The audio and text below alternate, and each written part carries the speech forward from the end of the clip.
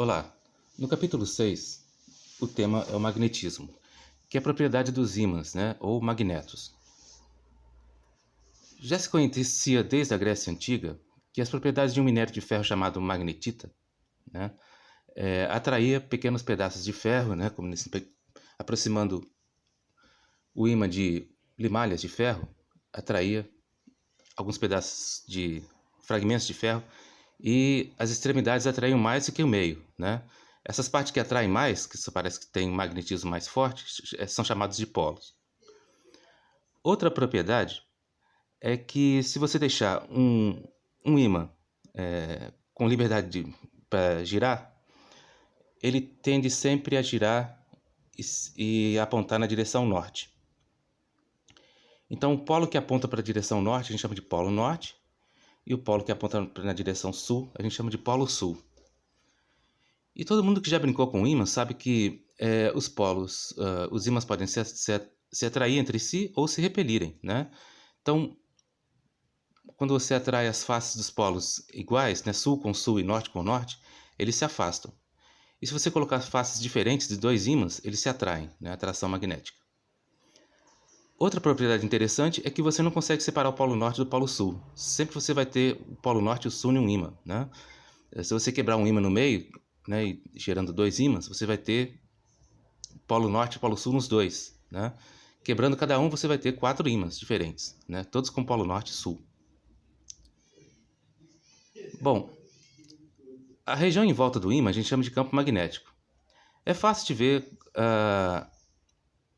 o campo magnético de um ímã polvilhando limalhas de ferro, ou então palha de aço, em volta dele. Aí aparecem essas estrias aqui, essas linhas, né? Essas linhas a gente chama de linhas de força do campo magnético. E aqui tem uma representação melhor, mais limpa, né? As linhas, elas parecem que são orientadas. Elas nascem num polo e vão na direção do outro, né? Então a gente orienta sempre na direção norte, do norte para o sul, né? Elas como se nascessem no polo norte e morressem no polo sul. Mas não são apenas ímãs que geram campo magnético. Correntes elétricas também podem gerar campo magnético, né? Então, nesse desenho aqui de cima, por exemplo, você tem em cima de uma mesa 4 ímãs, né? Todos eles apontando para a direção norte. Se você liga os polos da bateria, aqui vai gerar uma corrente elétrica no fio, né? E a gente vê que os ímãs eles defletem. Parece que estão seguindo uma circulação em torno do fio, né? Se você virar os polos, alterar os polos, os ímãs também invertem, né? Gira, como se fossem girando na direção contrária. Parece que existe uma circulação magnética em torno do fio, né? Então, desenhado aqui embaixo, eles geram um campo magnético com linhas de força circulares e a orientação dele é dada pela regra da mão direita. Com o polegar afastado dos outros 4 dedos, você tenta abraçar, né? O dedão imita a direção do campo, a direção da corrente. E os 4 dedos indicam como está girando ali o campo magnético em torno do fio, né? Bom, você tem então um fio com as linhas de força aqui em azul. O vetor campo magnético seriam vetores tangentes a essas linhas de força, né? E o sentido dela é dado pela orientação das linhas de força também, né? Aqui elas estão circulando nesse sentido, né? A corrente elétrica está indo naquela direção e pela regra da mão direita, as linhas de força têm essa orientação dada pelos dedos aqui da mão. E os vetores eles são tangentes a essa linha de força, acompanhando as linhas de força, né? O valor dela é dado pela fórmula, depende da intensidade da corrente, do meio, né, através dessa permeabilidade magnética do meio, essa letra grega chamada μ, e do comprimento da linha de força, né? Então, por exemplo, esse campo magnético situado aqui depende do valor da corrente que atravessa o fio, né? Do meio que ele está, o ar, ou a água, ou um vidro, né? E também depende do comprimento dessa circunferência toda aqui. Outro detalhe que a gente pode ver pelas figuras é que o campo magnético ele tem que ser desenhado em 3 dimensões. Então, se você uma página tem 2 dimensões só, o símbolo de alguma coisa apontando para fora de uma página ou para fora dessa tela seria uma bolinha com um círculo. Se tivesse alguma coisa furando, né, furando a tela lá para dentro, seria um círculo com um X. Bom, se você fizer várias voltas num fio, formando uma bobina, né? Bobinas são fios enrolados com várias voltas, né? Cada volta é uma espira. Você gera também então um campo magnético como o da figura aqui de cima, né? O campo magnético entra aqui por dentro, são linhas de forças fechadas. E existe o campo magnético aqui também no corpo da bobina, mas a gente pode eliminar esse campo magnético no meio aqui se a gente fizer uma bobina com muitas voltas, né, e relativamente extensa, né, com um comprimento L relativamente grande. Dessa forma, quase todas as linhas de força elas vão passar por dentro da bobina. Sendo que aqui fora, próximo da exterior da bobina, o campo magnético vai ser praticamente zero. Né? Nota que quase todos eles saem desse lado e voltam para outra extremidade da bobina. Bom, o último desenho mostra que existe uma espécie de equivalência entre uma bobina e um ímã. Né? Se você pegar o campo magnético gerado por uma bobina e o campo magnético gerado por um ímã, você nota uma semelhança entre eles. A única diferença é que a gente não tem aqui dentro, né, as linhas de força fechadas. Na verdade é porque a gente não vê. Lá dentro do ímã, as linhas de força continuam. Né? O que nasce no Polo Norte parece morrer no Polo Sul, mas na verdade o campo magnético também se propaga dentro do próprio ímã. Né? As linhas de força de um campo magnético sempre têm que ser linhas fechadas. Bom,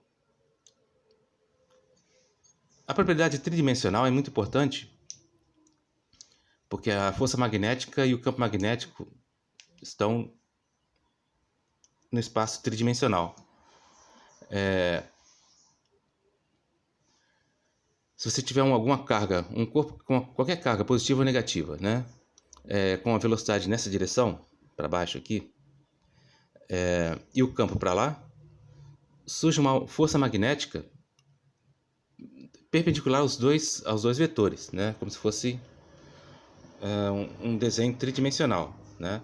Você tem a velocidade aqui, o campo e a força perpendicular aos dois vetores aqui.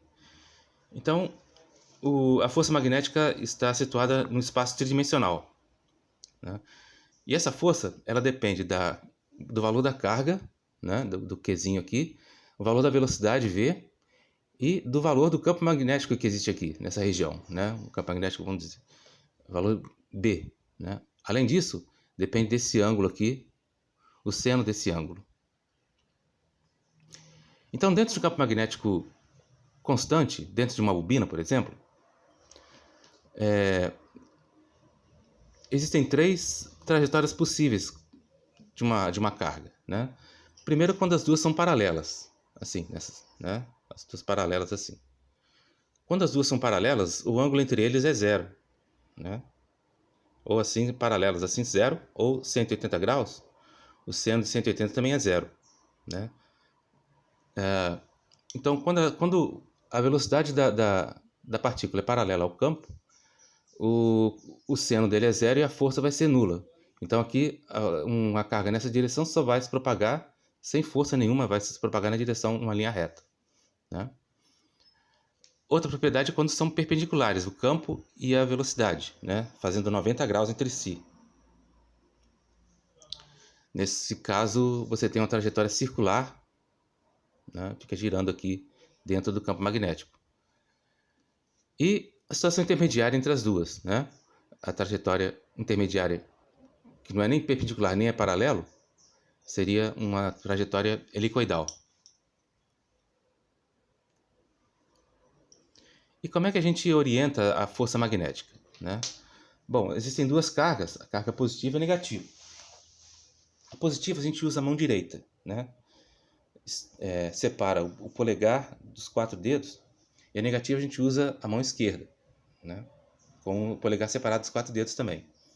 Então, com a carga positiva, o polegar imita a direção da velocidade, os outros dedos imitam a direção do campo.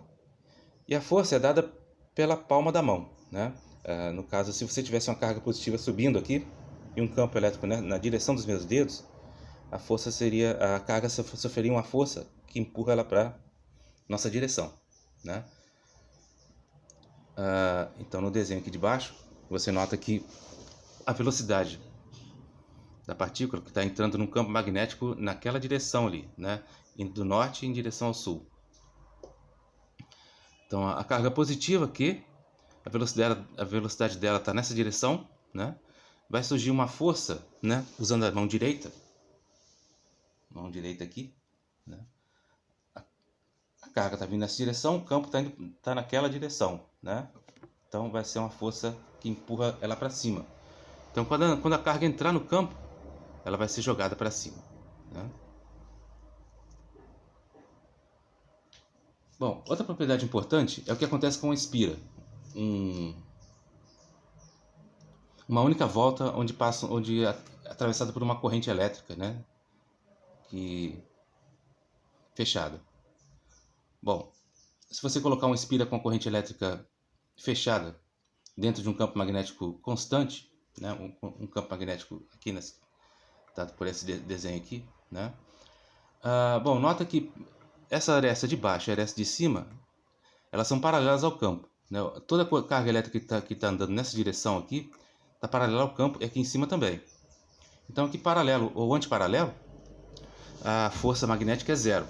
Então não acontece nada nessas duas arestas aqui da espira. Agora no campo magnético subindo e descendo, usando a regra da mão direita, você nota que vão surgir forças distintas, né? Se fosse aqui, desse lado de cá, a força estaria na direção da tela, e do lado de cá a força estaria na direção contrária aqui, saindo da tela. Então a tendência do objeto seria girar, né? Uma maneira mais simples de você observar esse comportamento é através da definição de campo magnético. Se você tem uma espira com uma corrente fechada circulando dentro dela, surge aqui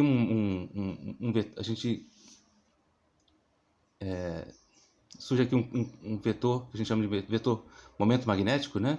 Dado pela regra da mão direita também. Bom, está girando assim, né? Então teria um campo magnético, um momento magnético apontando nessa direção aqui, né?